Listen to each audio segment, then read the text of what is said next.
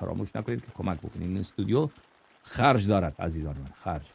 خب پول باید بدیم که این استودیو چراغایش روشن بمانه. من هر جای زندگیمو نگاه میکنم تو هستی. باش یه کاری از ما برمی اومد،